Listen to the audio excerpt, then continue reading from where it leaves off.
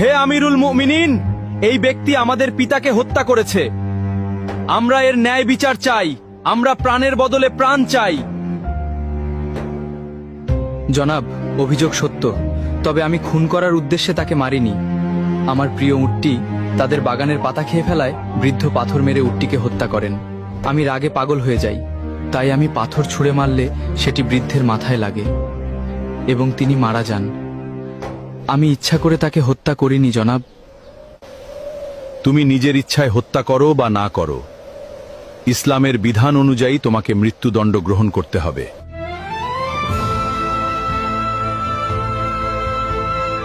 আমিরুল মুমিনিন, যেহেতু ইসলামী বিধান অনুযায়ী আমাকে শাস্তি পেতেই হবে, সেহেতু আমি এটা মেনে নিচ্ছি। তবে আমাকে 3 দিন সময় দিন। আমার কাছে একটি এতিম বাচ্চার কিছু সম্পদ রাখা আছে। আমাকে গ্রামে গিয়ে সেই এতিম বাচ্চার আমানতটি বুঝিয়ে দিয়ে আসতে দিন, না হলে হাসরের মাঠে আমাকে খেয়ানতের দায়ে অপরাধী হতে হবে। দয়া করে আমার এই আর্জিটা রাখুন জনাব।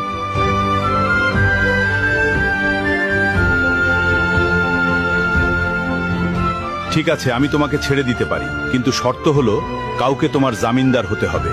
তুমি ফিরে না এলে তাকেই তোমার বদলে মৃত্যুদণ্ড দেওয়া হবে।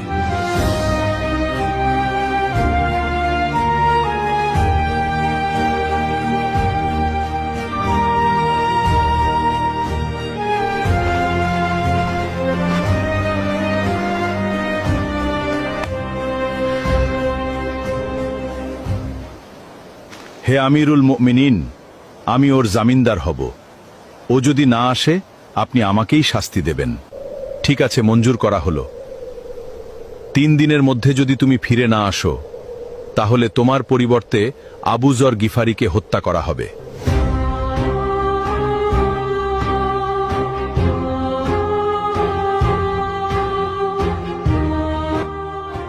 ভাবতেই অবাক লাগছে, সম্পূর্ণ অচেনা একজন মানুষের জন্য আবু যরনের মতো এমন মহান সাহাবী নিজের জীবন বিপদে ফেলে দিলেন।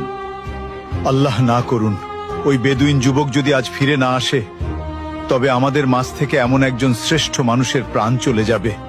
কি যে হবে আজ।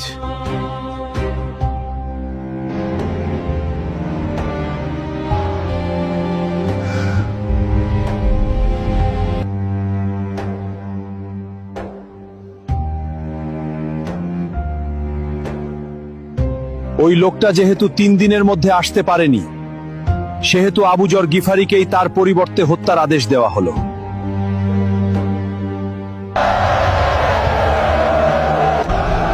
থামুন, সে ফিরে এসেছে।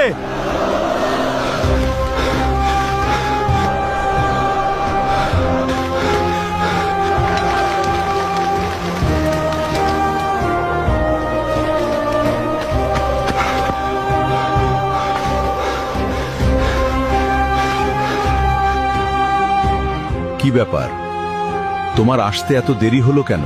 আমিরুল মুমিনিন, মাফ করবেন। রাস্তায় যদি আমার ঘোড়া পায়ে ব্যথা না পেত, তবে যথাসময়ে আসতে পারতাম। বাড়িতে গিয়ে আমি একটুও দেরি করিনি। বাড়ি পৌঁছে গচ্ছিত আমানত ও ঋণ পরিশোধ করি। তারপর বাবা, মা এবং নববধূর কাছে সব খুলে বলে চিরবিদায় নিয়ে মৃত্যুর প্রস্তুতি নিয়ে মদিনার উদ্দেশ্যে রওনা দেই। এখন আমার জামিনদার ভাইকে ছেড়ে দিন আর আমাকে মৃত্যুদণ্ড দিয়ে পবিত্র করুন, কেননা কেয়ামতের দিন আমি খুনি হিসেবে আল্লাহর সামনে দাঁড়াতে চাই না। তুমি তো পালিয়ে গিয়ে নিজের প্রাণ বাঁচাতে পারতে। মৃত্যু নিশ্চিত জেনেও কেন ফিরে এলে? আমি ফিরে এসেছি কেউ যাতে বলতে না পারে এক মুসলমানের বিপদে আরেক মুসলমান সাহায্য করতে এগিয়ে এসে নিজেই বিপদে পড়ে গেছিল। আর আপনি কেন এই অপরিচিত লোকের জন্য নিজের জীবন বাজি রাখলেন? আমিরুল মুমিনিন, কেউ যেন বলতে না পারে এক মুসলমান বিপদে পড়েছিল অথচ কেউ তাকে সাহায্য করতে এগিয়ে আসেনি।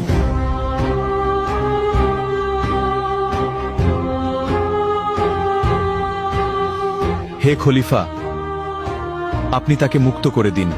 আমরা তার উপর করা অভিযোগ তুলে নিলাম। কেন? তোমরা তো বিচার চেয়েছিলে। কেউ যেন বলতে না পারে এক মুসলমান অনাকাঙ্ক্ষিত ভুল করে নিজেই স্বীকার করে ক্ষমা চাওয়ার পরেও অন্য মুসলমান তাকে ক্ষমা করেনি। আজ তোমরা প্রমাণ করলে এই উম্মাহার বুক থেকে ওয়াদা পালন একে অপরের প্রতি বিশ্বাস এবং ক্ষমার গুণ হারিয়ে যায়নি। জেনে রাখো, যেখানে বিশ্বাস এবং ক্ষমা থাকে সেখানে আল্লাহর রহমত সবচেয়ে বেশি বর্ষিত হয়।